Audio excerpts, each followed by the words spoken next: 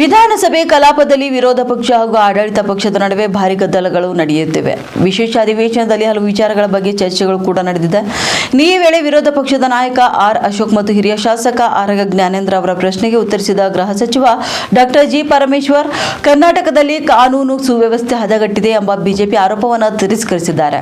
ರಾಜ್ಯಪಾಲರ ಭಾಷಣಕ್ಕೆ ವಂದನೆ ನಿರ್ಣಯದ ಮೇಲಿನ ಚರ್ಚೆಯ ಸಂದರ್ಭದಲ್ಲಿ ಅಪರಾಧ ಅಂಕಿಅಂಶಗಳು ಹಾಗೂ ಮಾದಕ ವಸ್ತು ವಶಪಡಿಸಿಕೊಳ್ಳುವ ದತ್ತಾಂಶ ಮತ್ತು ಅಕ್ರಮ ವಲಸಿಗರ ಗಡಿಪಾರು ವಿವರಗಳನ್ನು ಸದನದ ಮುಂದೆ ಇಟ್ಟಿದ್ದಾರೆ. ಇಬ್ಬರು ಮಾಜಿ ಗೃಹ ಸಚಿವರು ತಮ್ಮ ಅಧಿಕಾರಾವಧಿಯಲ್ಲಿ ಕಾನೂನು ಮತ್ತು ಸುವ್ಯವಸ್ಥೆ ಹೇಗಿತ್ತು ಎಂಬುದನ್ನು ಮರೆತಂತೆ ಕಾಣುತ್ತಿದೆ.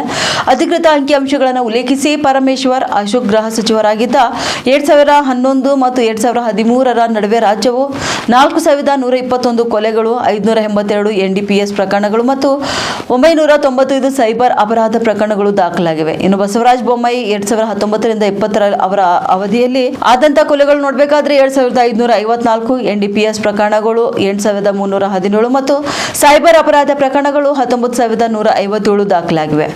ಆರಗ ಜ್ಞಾನೇಂದ್ರ ಅವರ ಅವಧಿಯಲ್ಲಿಯೂ ಕೂಡ 2417 ಕೊಲೆಗಳು ಮತ್ತು 24486 ಸೈಬರ್ ಅಪರಾಧ ಪ್ರಕರಣಗಳು ನಡೆದಿವೆ. ಇದಕ್ಕೆ ವ್ಯತಿರಿಕ್ತವಾಗಿ ನಾನು ಗೃಹ ಸಚಿವನಾಗಿ ಅಧಿಕಾರ ವಹಿಸಿಕೊಂಡ ನಂತರ ಕೊಲೆಗಳು 1322ಕ್ಕೆ ಇಳಿದಿವೆ. ನಂತರ 1308 ಮತ್ತು 1131ಕ್ಕೆ ಇಳಿದಿವೆ. ಕಳೆದ 2 ವರ್ಷಗಳಲ್ಲಿ ಅಪರಾಧಗಳು ಹೆಚ್ಚುತ್ತಿಲ್ಲ ಎಂದು ನಾನು ಸ್ಪಷ್ಟವಾಗಿ ತೋರಿಸುತ್ತೇನೆ ಎಂದು ಅವರು ಹೇಳಿದ್ದಾರೆ. ಅಷ್ಟೇ ಅಲ್ಲ, ಸರ್ಕಾರವು ಮಾದಕ ವಸ್ತುಗಳ ಪಿಡುಗಿನ ವಿರುದ್ಧ ಕೂಡ ಹೋರಾಡ್ತಿದೆ. ಇದರ ಯಾವುದೇ ರಾಜಿ ಮಾಡಿಕೊಳ್ತಿಲ್ಲ.